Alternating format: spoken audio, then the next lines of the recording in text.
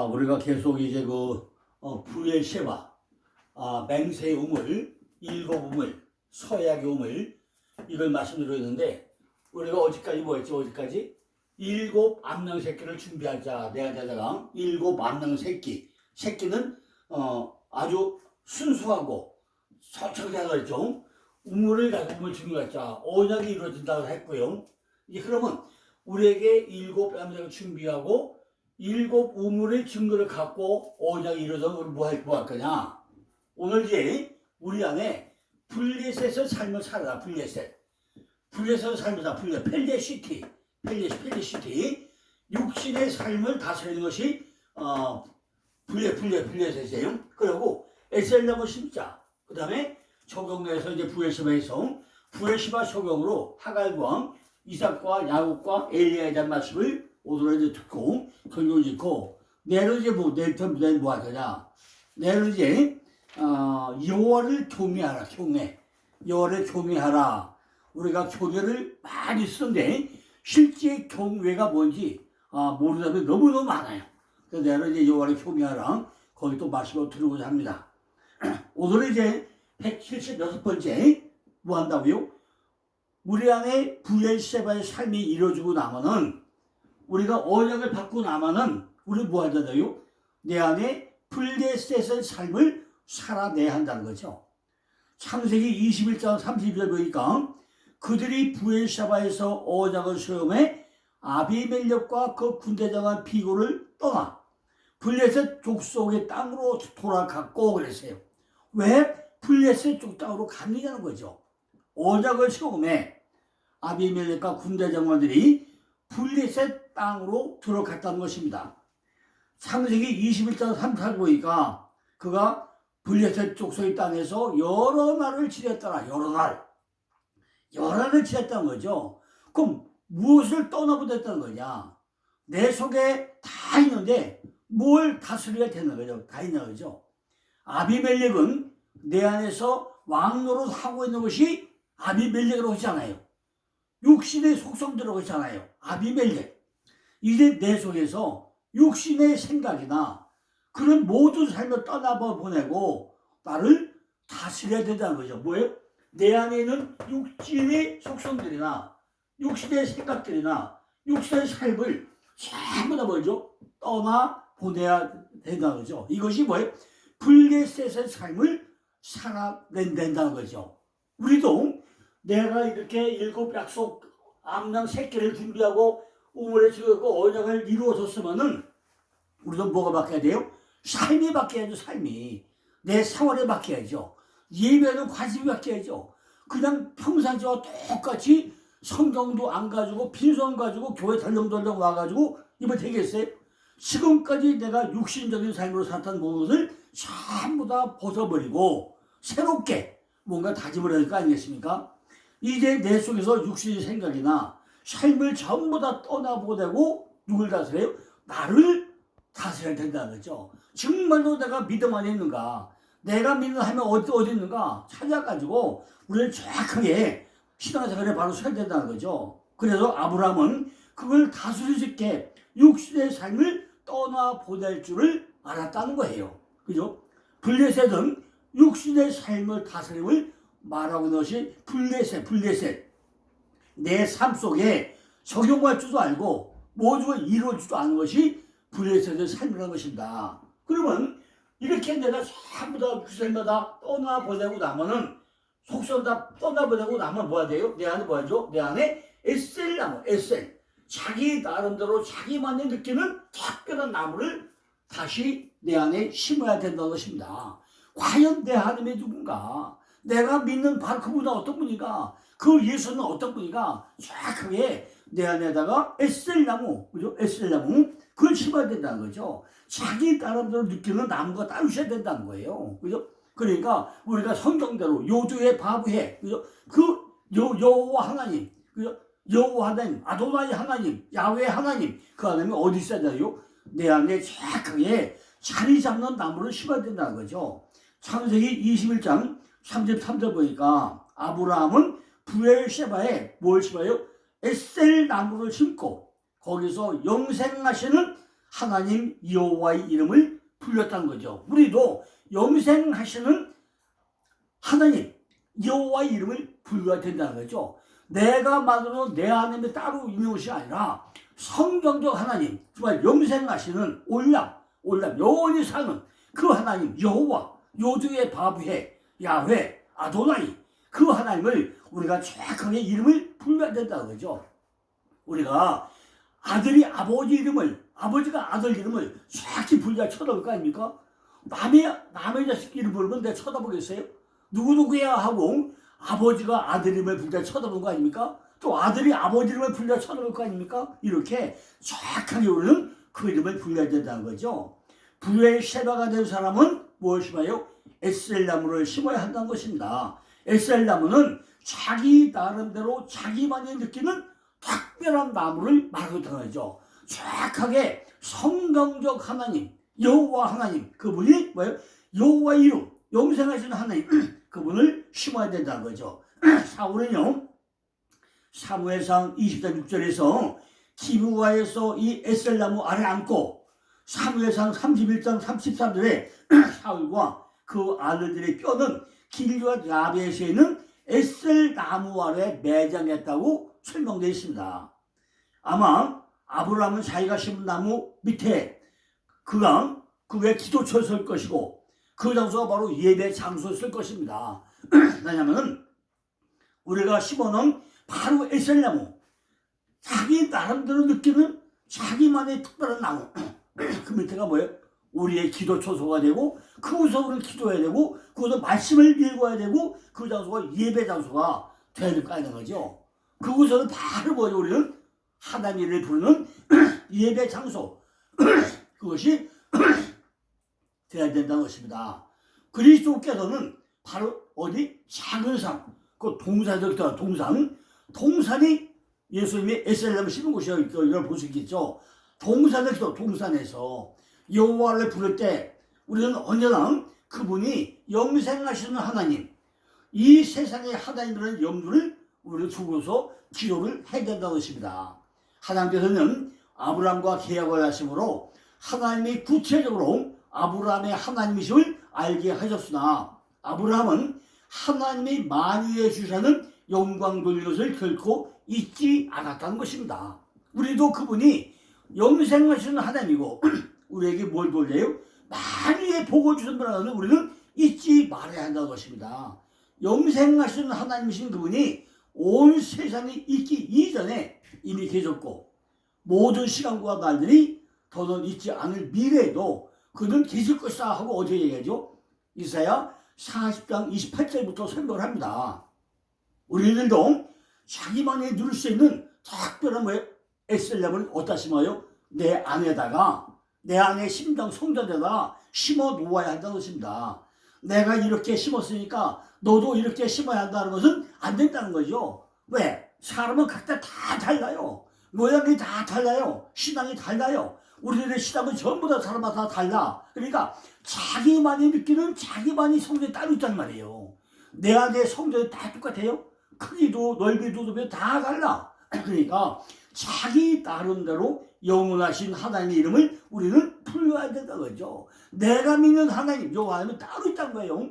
성경 한번 따로 찾아서 내 안에 에셀나무를 심어놓고 영원하신 여호와 이름을 부른 대표적인 우리는 뭐예요? 다윗이야, 다윗. 다윗은 바로 하늘에 계신 하나님, 그 이름 불렀잖아요. 그죠? 성전의 주사는 뭐였죠? 솔로몬도 마찬가지였죠. 하늘에 계신 하나님 들으시고 다윗도 여자와 가로되 무자와 가로되 매 불렀잖아요. 다윗은요 정말 그 밧세바 사건 이후에 한 번도 기도를 쉬는 데를 범치 않았어요. 반드시 무자와 가로되 이것이 다윗의 트레이드마크 아닙니까? 자기만의 에셀나무를 심어놓고 거기서 기도하는데 그때마다 하나님, 하늘에 계신 하나님 들으시고 무자와 가로되 그것이 다윗의 모습이었단 말이죠. 똑같이 우리도 정말 내 안에 에셀나무를 심어놓고 나면은 각자 시간이 다른 것만큼 영원하신 여호와의 이름을 부른, 그렇게 다윗같이 그런 것을 해야 된다는 거죠. 다윗은 항상 뭐였어요? 찬양했던 사람이에요. 이미 브엘셰바에 들어갔던 사람이었단 말이죠. 브엘셰바에 들어간 사람만이 내 이름을 높여라, 내 가문을 높여라고 할 수 있다는 거죠. 이렇게 쓰임받은 사람이 누군가, 부엘세바에 나타나면 누군가, 부엘세바가 어딘가 우리는 잘 한번 여기서 점검을 해야 된다는 거죠. 우리도 내 안에 있는 부엘세바, 내 안에 약속의 우물, 그 심어서 거기다 뭘 심어요? 에셀람을 심고 우리는 블레셋 삶을 다 떠나보내고 우리도 제대로 살아야 된다는 거죠. 자, 이제 예문을 들어보겠습니다. 아, 누구죠? 하갈이죠, 하갈. 우리가 너무 잘 아는 게 하갈이잖아요. 하나님이 아브라함에게 씨를 준다 근데 못 믿어요. 그래가지고 어디 가죠? 애굽으로 갔다가 보너스로 마누라 팔아먹고 보너스로 얹혀온 게 하갈 아닙니까? 그런데 육적인 속성으로 사라가 뭐야죠? 아이고 내가 애가 없으니까 여보 우리 저 하갈하고 애 낳으면 가니까 얼른 애를 낳잖아요. 그 누구죠? 이스마엘이잖아요. 이스마엘을 낳고 나서 하나님 몇 년 동안 떠나버리죠? 하나님은 16년 동안 떠나버려요. 그래서 창세기 16장에 몇 년 떠나요? 하나님이 13년간 떠나버리죠. 그러고 나서 17장에 뿅 나타나서 바로 이름을 바꿔주죠. 이렇게 그때 누구예요? 하갈이 난 집의 아들 누구죠? 이스마엘이잖아요. 이스마엘이 오늘날 충동전쟁에 최고의 지금 그 사건이 그 이스마엘 난 거 아닙니까? 이렇게 창세기 21장 14절 보니까 아브라함이 아침에 일찍 일어나 떡과 물 한 가죽들을 취하여 하갈이 어깨에 메워주고 그 자식을 끌고 가게 하매 하갈이 나가서 부엘세바 들에서 방황하더니 그랬어. 이렇게 하갈에서 이스마엘 낳고 나서 13년 뒤에 누가 태어나죠? 이삭이 태어나죠. 이삭이 태어나고 나서 지금 누가요? 바로 하갈을 쫓아내버리잖아요. 그죠? 그리고 내가 어디에죠? 아브라함이 일찍 일어나서 떡과 물 한 가죽 부대를 취해가지고 하갈이 어깨에 메어주고 나서 자식을 끌고 누구? 이스마엘을 끌고 어디로 가죠? 부엘세바로 방황했다고 그러겠어요. 내 안의 기둥은 사라졌지만 하갈과 같은 또 다른 명이 우리에게 공존하고 있단 말이죠. 하갈은 뭐예요? 하갈은 하가르, 도망가는, 이주하는 이런 것이 하갈. 우리 안에도 내가 신앙을 만든다, 믿음을 간다는데 매일 핑계대고 도망다니고 뭐 별별 이유가 많아요. 그죠? 교회도 바빠서 못 가다 뭐 하나 못 가다 가고 교회 가도 아주 투자를 오는 이렇게 핑계거리가 많아. 매일 도망다니고 이주하는 이런 속성이 누구한테 있다고요? 우리한테도 있단 말이에요. 우리 속에 아브라함이 둘이 공존하고 있듯이, 그죠? 아브라함이 있고 하갈이 있고 사라가 있고 우리 안에 뭐예요? 똑같이 같은 사람이 공존하고 있단 말이죠. 제가 지난번에 아브라함 마누라 네 단계 얘기했죠. 첫째는 사라 단계, 하갈 단계, 그두라 단계 설명했잖아요. 그죠? 맨 먼저 사라에게 먼저 토론하는 단계, 그 다음에 사라의 단계는 씨를 받는, 잉태받는 단계, 그리고 다 되고 나서 뭐죠? 하갈 단계는 도망다니고 이주하고 핑계대는 단계, 그 다음에 그두라 단계는 모두가 하늘로 향내서 올라가는 하나된 단계, 4단계가 있다고 하잖아요. 이렇게 우리는 내 안에 속성이 많이 있어요. 이런 속성을 우리가 이해를 해야 된다는 거죠. 그러니까 지금 우리 속에 아브라함이 있고 사라가 있고 하갈이 있고 공존하고 있는데 15절을 보니까 가죽 부대에 물이 타한지라 그 자식을 떨기 나무 아래 두고 그랬어요. 내 안에 물이 없어가지고 울고 있는, 내 안에 뭐가 없다고요? 물이 없어가지고 말씀이 없어가지고 울고 방황하고 있는 다른 영들이 많은데 매일 도망다니고 핑계대고 뭐 한 것이 뭐예요? 이게 하갈 내 안에서 하갈란 말이에요. 하갈은 부엘세바 들에서 물이 없어 방황하고 있는 이런 영이 있단 말이죠. 말씀을 못 들어가지고 칼급해하는 이런 영이 하갈이에요. 가죽부대의 가죽은 뭐죠? 깨달음이잖아. 깨달음. 가죽부대에 물이 떨어졌다는 얘기는 깨달음이 없다는 얘기잖아요. 그 깨닫지 못해가지고 방황하고 있다는 얘기잖아요. 하갈은 지금 말씀을 깨닫지 못해가지고 방황하고 있고 그 영들은 방성대곡하고 있다는 거예요. 이 얘기는 무슨 얘기죠? 우리가 교회를 10년, 20년 다녀도 말씀을 제대로 깨닫지 못하고 다니는 영이 뭐예요? 하갈. 주일마다 가서 정말 하나님 말씀을 꿀맛같이 먹고 와야 되는데 목사님들이 정말로 요리 잘해가지고요 누구나 다 먹어도 맛있네 야 꿀맛 같은 밥 먹어야 되는데 그죠? 전부 다 내가 보고만 하고 나니까 그 맛을 깨닫지 못해가지고 건성으로 다니는 일이 얼마나 많아요. 그러니까 정말 교회 안 갈 수도 없고 가자는 그렇고 가도 의대도 안 되고 뭔가 하니까 뭐예요? 내 안에 방황하는 영들이 많이단 말이에요. 통곡하는 영들이 있단 말이죠. 그죠? 이것이 뭐예요? 하갈. 교회 10년 20년 다녀도 말씀을 깨닫지 못해. 그냥 몸뚱이만 왔다 갔다 해요. 한국 교회 대부분의 사람들이요 가죽부대에 물이 떨어져서 방하고 있는 교회가 얼마나 많은지 우리가 생각을 해보단 말이에요.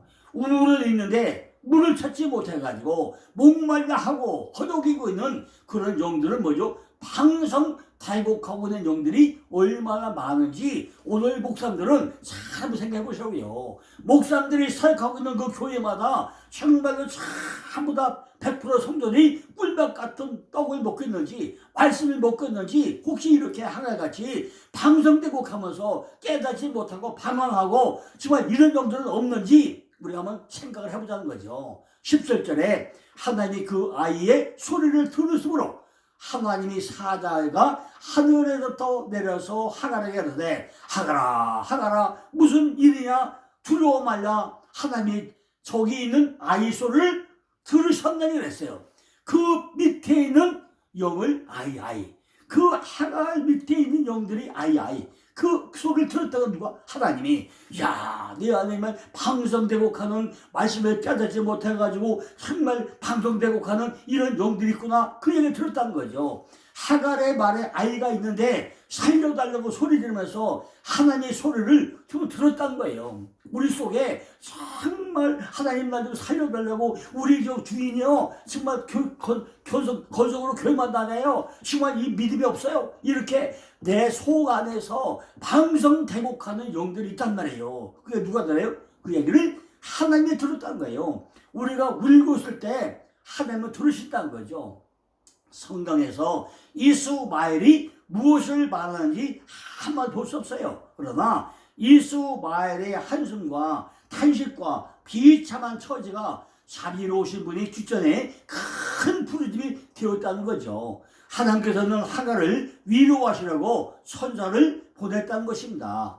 하갈이 광야에서 하나님의 위로를 만난 것은 이번이 처음은 아니죠. 브엘셰바에 들어가려고 소리치면 하나님께서 들으신다는 거죠. 어디를 들어가요? 7 약속의 우물에 우리가 들어가려고 애만 쓰면은 우리의 모든 소리를 누가 들어요? 하나님이 들으신다는 거죠. 그죠? 이스마엘이 광야에 있었는데도 그의 소리를 들으신다는 거예요.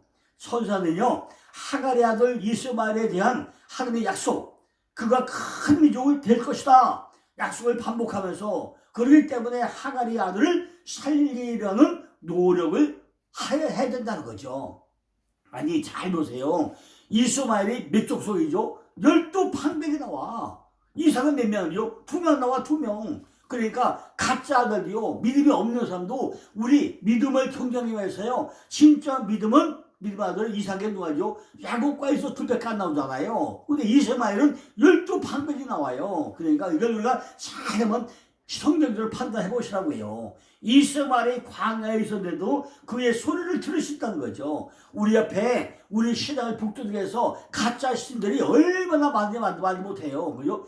이 세상 사람들이 더 잘 살아요. 우리 믿는 자들은요, 그렇게 해도 뭐 안 되는 것 같은데, 그죠? 우린 뭐요? 천국의 소망이 어디 있잖아요. 근데 세상 사람들은 이 땅에서 잘 먹고 잘 살아요. 너무 많아. 우리는 그러나 약속을 믿고 살아야 되잖아요. 선사는요, 하갈의 아들 이스마엘에 대한 하나님의 약속, 그가 큰 민족이 될 거라는 약속을 반복하면서 그렇기 때문에 하갈은 아들을 살리려는 노력을 해야 한다고 말하고 있다는 거죠. 19절에 보니까 하나님이 하갈의 눈을 밝히심에 샘물을 보고 가서 가죽부대에 물을 채워다가 그 아이에게 마시웠더라. 정말 하갈 밑에 있던 그 아이, 어린아이였던 신앙이 전부 다 물을 마셨다는 얘기예요. 뭐예요? 하갈의 눈이 떠졌다는 거지. 하갈의 눈이. 하갈의 육신적인 소욕 속에서 영의 눈이 떠지자마자 샘물이 보였다는 거죠. 우리 안에도 이렇게 영생의 음을 에셀람을 싣고 나면 뭐죠? 승마 하갈같이 우리가 영혼이 떠져가지고 샘물이 우물이 보여면 되잖아요. 가죽분의 물을 가득 채워다가 그 아이에게 마시게 했다는 거예요. 그들 주변에는 이미 은총의 언약으로 주신 약속이 7 샘물들이 있었다는 거예요. 그죠? 우리는 안 보이지만은 그 물이 어디 있어요? 바로 우리 옆에, 하갈 옆에 있다는 거죠. 그죠? 모세가 가는데 이스라엘 백성들이 물 달라고 막 하고 있잖아요. 쓴 물이야, 쓴 물, 물을 못 먹어요. 그러니까 어딨죠? 하나님 모세에게, 야, 옆에 봐. 너 나무까지 던져봐. 그 나무까지가 멀리 있었나요? 바로 모세 옆에 있었어요. 나무까지 던지니까 쓴물이 단물이 바뀌잖아요. 이렇게 우물물이 멀리 있는 게 아니라 바로 우리 발 밑에, 우리 발 옆에, 내 뒤에, 앞에, 옆에 근처 다 있단 말이에요. 우리가 여기 눈이 떠지고 나면은 그 우물을 우리도 발견할 수 있다는 거죠. 그들 주변에는 이미 은총의 언약으로 주신 하나님의 7 샘물들이 널려 있다고 해서 이렇게. 그런데도 육적인 사람들은 영적인 그것을 모르고 지내고 있다는 것입니다. 자, 이제 두 번째 이삭이죠. 이삭은 이츠하크, 웃음이죠. 웃음. 근데 한 번도 못 웃잖아요. 창세기 26장 23절에 보니까 이삭이 거기서부터 어디로 가요? 부엘셰바로 올라갔더니, 부엘셰바. 이삭이란 이츠하크, 바로 웃음을 의미하죠.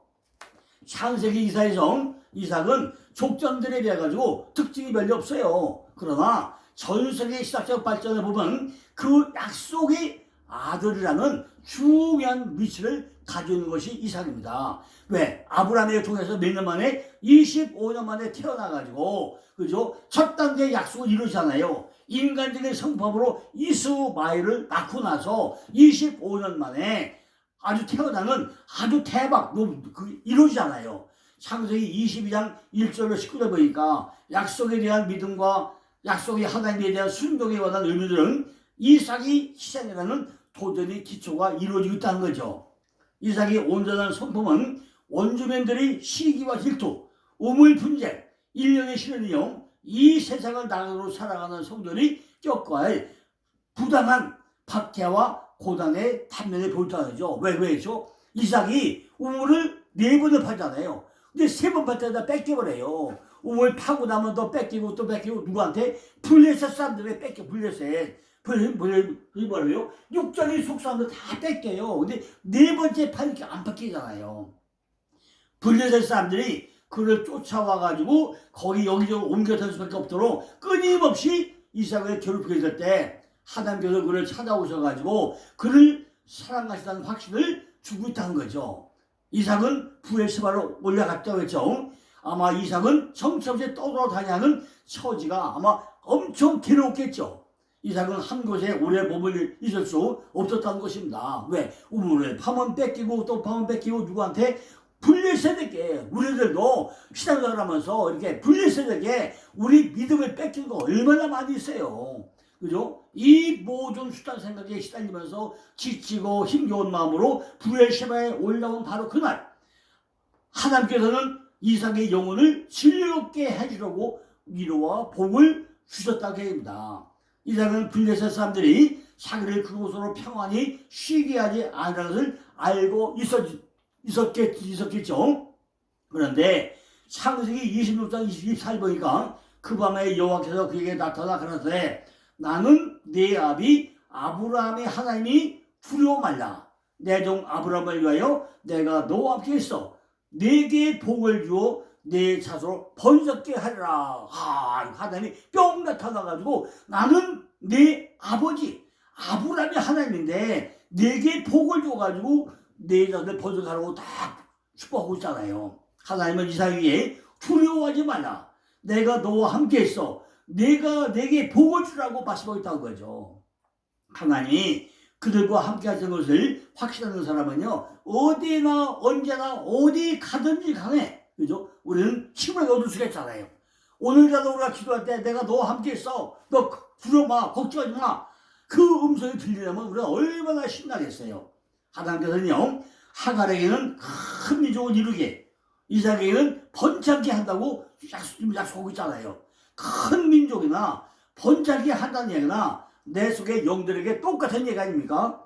바로 부엘시바에서 언약을 하고 있다는 얘기죠. 세 번째는 야곱이죠. 야코프. 파토들 잡고 가는죠.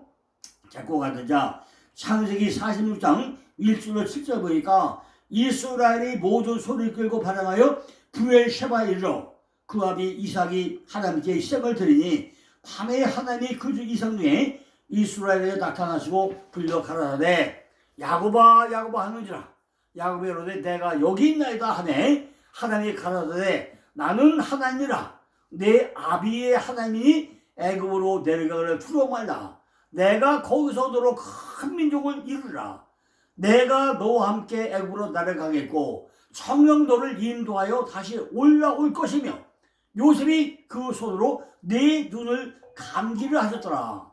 야곱이 부엘시바에서 발행할 때 이스라엘의 아들들이 바로의 테러로 보낸 수레에 자기들의 아비 야곱과 자기들이 처자들을 태웠고 그 생축과 가나안 땅에서 얻은 재물을 이끌었으며 야곱과 그 자손들이 다 함께 애굽으로 갔더라. 이와 같이 야곱이 그 아들들과 손자들과 딸들과 손녀로 곧 그 모든 전을 데리고 애굽으로 갔더라 그랬죠. 야곱 일생이 참 기가 막혔죠. 부엘시바 밧단을 떠나가지고 하란으로 가서 20년 동안 외동생에게 전부 다 그냥 뭐 고생 하다가 결국은 그죠 정말 돌아오는데 야복강에 와서 이름을 바꾸잖아요. 야 야곱아 네가 지금까지 야곱했다마는 너는 야곱이 아니고 이스라엘다 바꿔줬어요. 그런데 그 바꿔줬으면 할렐루야 놀랄루야 해야 되는데 야곱은요 참 입이 방정해요. 딱 일어나자마자 딱 보니까 형 에서가 400명의 군사들이 온단 거예요. 형 만나자마자 형 만나면 뭐예요? 야 내가 형을 보니까 하나님을 뵌 것 같습니다. 아이고 참 웃기지도 않아요. 어떻게 형을 보니까 하나님을 뵌 것 같다고 그래요? 참 이렇게 입이 방정이라고요. 그죠? 그러니까 우리는 신앙생활 잘 해야 된다는 거죠. 그래서 어디로 가죠? 돌아가라는 엘베를 가지 않고 수국과 세계 가서 10년간을 더 견뎌요. 그리고 30년 만에 엘베들이 돌아오잖아요. 그런데 그 엘베 돌아왔는데 보니까 목요일 장식이 없어요. 그래서 어떻게 하죠? 아들들을 보내가지고 애굽으로 곡식을 사러 보내잖아요. 근데 얼마 후에 누가 요셉이 살았다는 소식을 듣고 요셉이 황금마차를 보내잖아요. 그래가지고 어디로 가요? 애굽으로 가야 되는데 그 배를 떠나가지고 어디까지 왔어요? 부엘시바 와가지고 하나님 기도하는 거예요. 하나님 내가 갈까요 말까요 하니까 오늘 얘기가 바로 그 얘기예요. 오늘 제가 말씀 읽은 얘기가 바로 그 얘기예요. 그죠? 오늘 이게 창세기 40장 1절 7절 말씀이 지금 애굽으로 가는 길목에 부엘시바 와가지고 하나님 기도해요. 하나님 내가 갈까요 말까요 물어봐. 기도했단 말이죠. 그래서 하나님 뭐예요? 네가 가야만 되니라. 네가 가야만이 네 자손들이 민족으로 국가로 나올 것이다. 너 가라. 가는데 나중에 네 아들 요셉이 너를 눈을 감기리라. 너는 죽어서 나올 것이다. 이런 이야기를 하고 있단 말이죠. 여기서도 지금 뭐죠? 하나님의 음성을 들을 수 있잖아요. 하갈에게도 이삭에게도 야곱에게도 큰 민족을 이루겠다고 하나님은 지금 말씀하겠다는 거죠. 우리도 그 음성을 들어야 된다는 거죠. 내 안에서 자유함을 느끼게 해가지고 우리는 자유함을 누려야 된다는 것입니다. 이제 마지막에 누구죠? 엘리야죠. 엘리야는 엘리야스, 요한은 하나님 지사죠. 열왕기상 19장 하나 보니까 저가 이 형편을 보고 일어나 그 생명을 도망하여 유다에 속한 부엘시바에 이르러 자기의 사환을 그곳에 머물게 하고 누가? 엘리야가 지금 바알 선지자 450명과 엘사 선지자 400명과 대결하고 나서 막 도망쳐 어디로 가죠? 지금 로뎀나무 앞에 와서 머리 꿇고 좀 살려달라고 애원하고 했잖아요. 부엘시바에 왔단 말이죠. 엘리야라는 뜻은 엘리야서는 바로 엘리아스는 히브리어 구약성에 엘리야후 아니면 엘리야 나타나는데 여호와는 엘이다. 즉 여호와는 하나님이다 이런 의미죠. 예수 그리스도를 예표하는 로뎀 나무가 있던 곳이 바로 부엘셰바이고, 지금 엘리야가 그곳에서 천사가 가져다준 숯불에 구운 떡과 물 한 병을 마시고 있다는 거예요. 어디서? 부엘셰바에서. 그래서 약속의 우물에서 거기에 있다는 거죠. 부엘셰바는 구운 떡과 물을 마시라 하나님의 새로운 사명을 부여했던 거죠. 그러면서 뭐하죠? 열왕기상 19장 15절 16절에 여기서 저에게 이르시되 너는 네 길을 돌이켜 광야로 말미암아 다메섹에 가서 이르거든 하사엘에게 기름을 부여 아람 왕이 되게 하고, 너는 또 님시 아들 예후에게 기름을 부어 이스라엘 왕이 되게 하고, 또 아벨므라와 사바세 아들 엘리사에게 기름을 부어 너를 대신하여 선자되게 하라. 이렇게 몇 가지요? 세 가지 사명을 줘요. 세 가지 사명을. 하나님께서는 반드시 부엘셰바가 된 자를 쓰신다는 것입니다. 내 안에 7 약속의 우물이 이루어진 자, 그를 한번 쓰신다는 거죠. 목사님들도 이걸 잘 음미하셔가지고 하늘에 쓰임받는 기도를 드리길 바랍니다. 우리가 부엘셰바가 돼야 돼요. 7 어린 양을 준비해서 아비멜렉과 언약을 우리도 맺어야 한다는 것입니다. 불쌍한 큰 민족을 위해서 기도할 수 있어야 하고, 세마포 옷을 입을 준비도 해야 되고, 어린 양을 만나도 결혼할 준비도 해야 되고, 반드시 어디 부엘셰바의 우물을 우리가 타고 증거를 갖는 이런 삶을 우리는 반드시 가져야 성공 목회를 할 수 있습니다. 자, 이렇게 우리가 부엘셰바 다 끝나서 어떻게 하죠? 이제는 뭐 해야 돼요? 여호와를 경외해야 된다고 해서 여호와를, 우리가 여호와를 경외하려면 어떻게 해야 될까요? 내일부터 이제 또 나눠가지고 여호와를 경외하자. 그죠? 우리가 교회 본질이 뭐냐? 교회 본질. 교회 본질에 대한 말씀, 여호와를 경외하는 말씀, 여기다 또다시 또 말씀을 드리고자 합니다. 감사합니다.